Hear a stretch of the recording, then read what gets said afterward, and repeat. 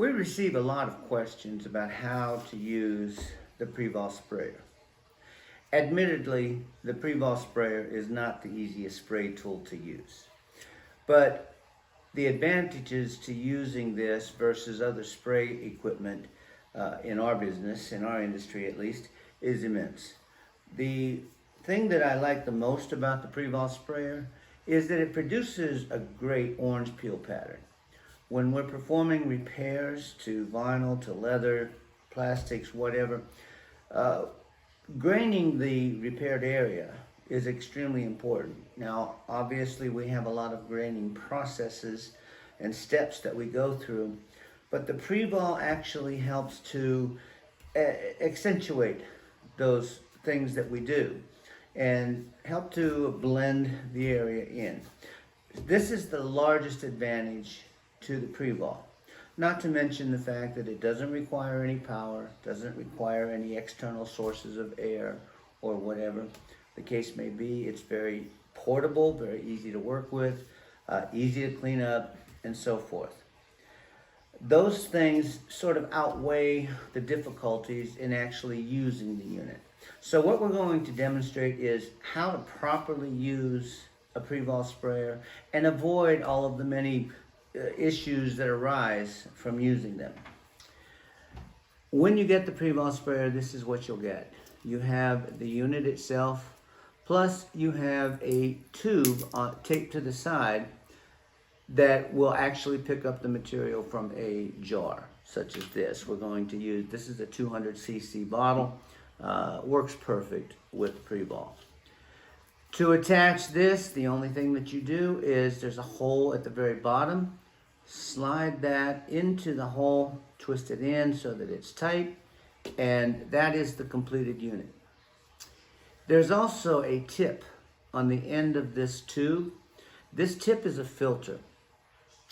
Generally speaking, it's not really necessary for us because our materials should be completely filtered before we try to spray. There's some materials that we spray, for instance, the water-based spray grain, the gray grain. Those things cannot have the filter attached to the bottom because of the viscosity, the thickness of the materials. The filter makes it very difficult for the unit to pull that up through the tube. So it's best when you're spraying the higher viscosity materials, remove the little filter tip and just use the tube by itself. This can also be done with our color coats, but that's not necessary because they are thin enough in viscosity that you don't need to remove the tip if you don't care to. We're going to, for this demonstration, keep the tip attached because it's there and it can't hurt to filter out some impurities that may be in the color coat material. The next thing you'll notice, the bottom ring. This is the area that actually screws onto the bottle. And you'll screw that down and make sure that it's tight. And the top of this is a little vent hole. This allows air to be sucked into the bottle when you're spraying the material. The vent hole is not of real importance except in a few certain steps that I'm going to demonstrate in a second. That is loose. It does twist on the unit. Occasionally, after the unit has been used a number of times, a small amount of material will get in between the unit and the cap, which will prevent air from getting into the bottle. In order to do that, you can remove the cap by pulling it off, or simply just twist the unit, and that will kind of break the seal that has been created. The next area of importance is the spray nozzle. It's not critical as to what direction it points. Neither is the vent hole at the bottom. That has nothing to do with the function of the unit other than it operating correctly. So it's not important as to which direction these actually point. My personal preference is I like to have the spray nozzle pointed on the opposite side of the vent hole. That way, when I'm tilting the unit, there's very little chance of our colorant material or spray medium to be spilled out through the vent hole. So that's actually the setup of the unit. This is a brand new unit, just came out of the box.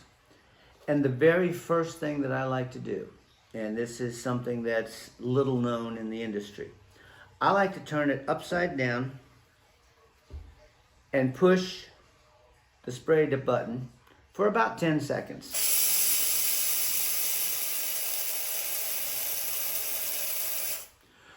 What that does in effect, it releases some of the aerosol that's in the unit. When these come from the factory, a lot of times they are overfilled, overcharged, if you will. And what will happen is that propellant that's inside the bottle will shoot out through the nozzle. The nozzle can be removed, and you'll find that a lot of times there will be ice in this little hole or inside the nozzle itself. That comes from the propellant when it's coming out in its raw form, in its liquid gas form. It will actually freeze from the humidity in the air, and that in itself is what causes the vast majority of inability to spray. So by releasing some of that excess aerosol liquid that's inside, it eliminates a lot of possibilities and chances of the unit spitting and freezing to prevent spraying. That's the first thing. The next thing, once you have the bottle attached, after you've released some of the excess gas, I'm using just plain water in here because I don't want to create much of a mess, but the same principle applies to whatever material we're happening to use. I'm going to use a piece of cardboard here as our spray surface example. First rule, never tilt the unit more than 45 degrees. Sometimes that may appear to be a little bit difficult because you're working on a surface down here and you want to get your spray onto your repaired area. But if you put it at too sharp of an angle, the gas fluid that's inside this will actually come to the surface and it will plug up that spray unit. It'll freeze and it'll cause it to not spray. So you always want to hold it at less than a 45-degree angle, which means that sometimes you're going to have to hold it a little further back than what you would like to, in which case masking is going to be important. I will use another piece of cardboard as a shield when I'm spraying in that situation. So when I hold it back and I hold it at less than a 45-degree angle, that material will spray out the way it's supposed to. Another good practice, before you even start your spray onto your surface area, just shoot a small amount into the air and get the spray started. Once it starts, it will continue so long as the unit is held properly. Next rule, never shake the unit. I see a lot of people that'll come in and they try to use it like an aerosol can. And it does work similar to an aerosol, but it's a much more sensitive than an aerosol can is. So when you shake the unit, because of the small size of the canister, the liquid gas propellant that's inside shakes up considerably more than it does in a larger aerosol can. So when you shake it, that gas is shaken to the surface, it will spit and it will freeze and you will not get a spray. So hold it at less than a 45-degree angle, hold it very smooth, back and forth gently, and you'll get a nice spray. How to correct the problem? When it does freeze and it refuses to spray. You saw when I did that, you saw the white mist shoot out. That was actually the propellant coming out of the unit. If I try to spray it now, it's not going to spray. because it froze inside. It's relatively warm in here, so it will melt fairly quickly. If you're outside, temperature's cooler, especially in colder weather, it will freeze and it'll stay frozen for a while. But when it freezes and stops spraying, the way to correct the situation, take your index finger, place it directly over the outlet hole of the nozzle and seal it closed so that nothing can blow out of it. While you're doing that, take your other finger and push down on the nozzle, and you'll see bubbles coming up from inside. What that is doing is back blowing through that tube that extends all the way through the unit down into the color mixture bottle, and it's going to blow that ice out so that you can now spray once again. That's a trick. Works on every time. Once it stops spraying, simply take your finger, plug up the hole, push down on the button, back blow it, and spray.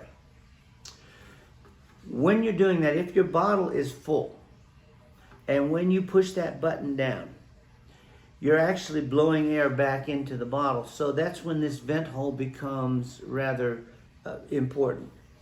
It's best, before you do that, take a cloth, hold it around that vent hole so that when you back blow it, if anything, any of your colored material were to blow out through that back hole, you'll catch it in the cloth. It won't blow out onto an area that you don't want it to be.